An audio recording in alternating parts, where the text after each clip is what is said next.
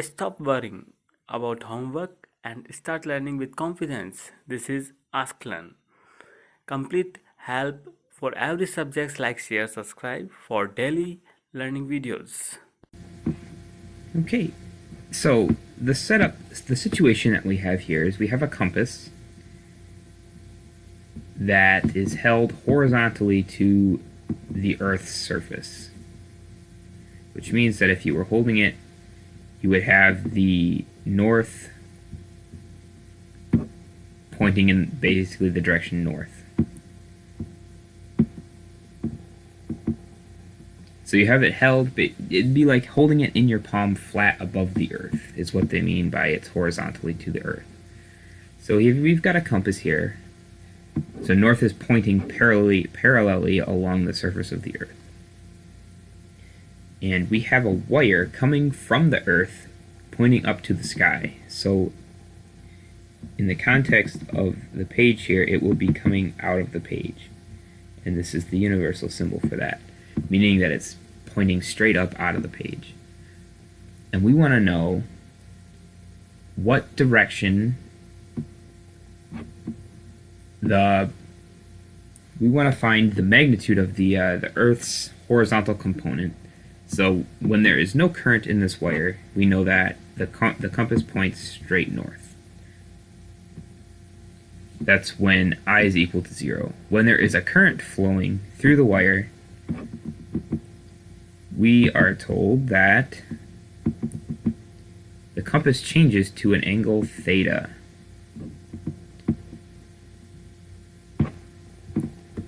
Run out of room, so I'm going to write it out here.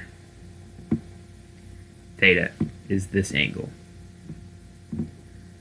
So we want to know what direction the current's flowing in this wire, whether it's flowing towards the Earth or up towards the sky or away from the Earth. And we want to know the magnitude of the Earth's magnetic field. So first off, we're told that no current, the needle points north, which means there's an external magnetic field from the Earth, which is good because we need to find that in part B.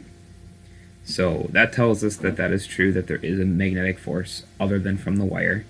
When there is a current in the wire, we get a changed angle here.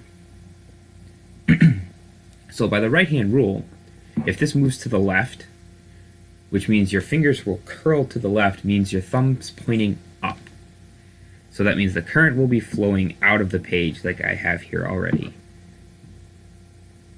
which will cause this to move this way. So that means that the current in the wire is flowing towards the sky or away from the Earth.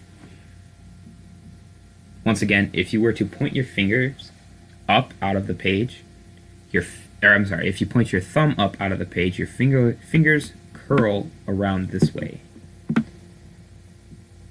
which puts the force on this needle to move to this angle theta from the north. So that's part A. It's moving away from the Earth. If it were going into the page, just for reference, right-hand rule, you'd point your thumb down towards the page, and then for your right hand, your fingers would curl the other way. They'd curl around that way. But this is not what we want. We have this situation. So that's part A. For part B, we have our equation for magnetic field from a current carrying wire B is equal to mu naught, the constant, times the current,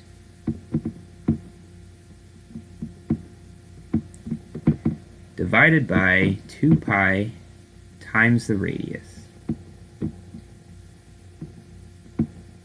So all of our known values, things that were given in the problem, we have the current flowing through the wire, and we have the distance from the wire here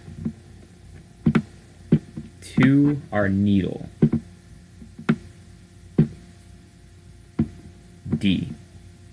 Or in this case, we can call it R because that's what our equation calls for. So we're given that distance.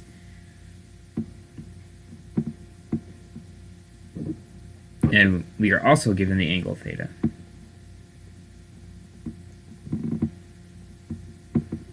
But that doesn't play into this equation. That's something we'll have to do later on. So we have everything we need here to solve for the magnetic field at the distance d here from the needle. So plugging all that in, we get our number B.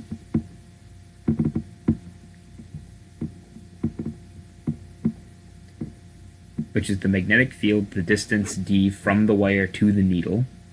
That's our magnetic field there. Now from the right-hand rule, that tells us at that point the magnetic field points in the direction straight to the right.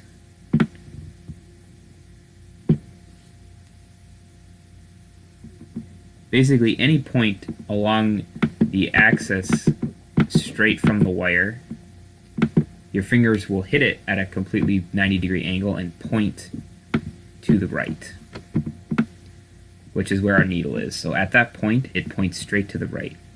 But we have an angle. We also know that with no current, the force from the Earth is pointing directly north.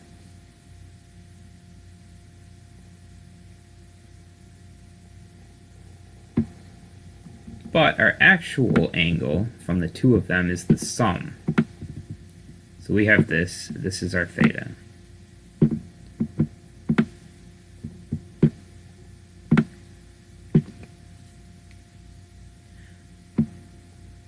So if we use vector addition, we can move this from the wire, the magnetic field from the wire.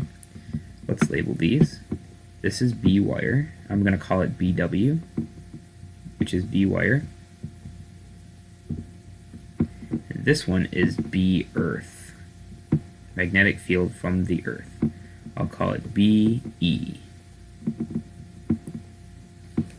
This one is the combination or the vector sum of those two, which we can draw another one here. Just let's make it a little bit more accurate. So the actual vector addition would be from the tail here to the head of this moved up here. So that is our actual angle. This is at angle theta. Now we can use trigonometry to find this, the actual direction, because we know BW and BE. So if we were to take the tangent of this angle,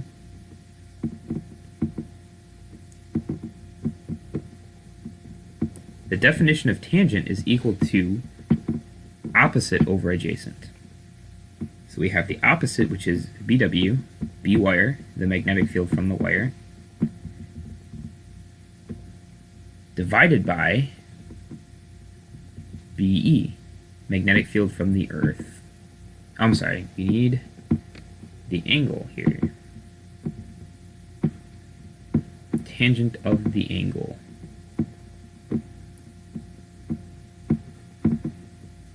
Let's make that a little bit bigger. Tangent of the angle theta. Otherwise, tangent on its own doesn't mean anything. It needs its operand, what it's acting on. So tangent of theta is equal to opposite over adjacent, or in this case, BW divided by BE. Now we can go back to our first part up here.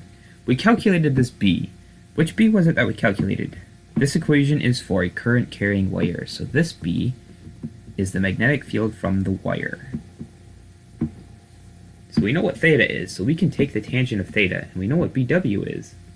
So all we have to do is a little bit of algebra here, and we can solve for our B earth.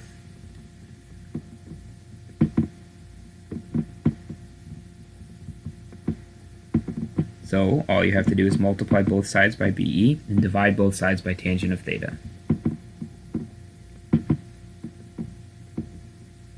So the magnetic field from the Earth is equal to magnetic field from the wire divided by tan of theta.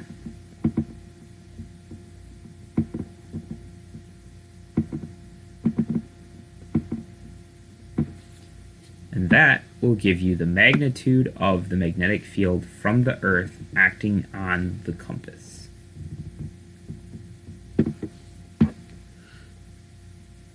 And there you have it.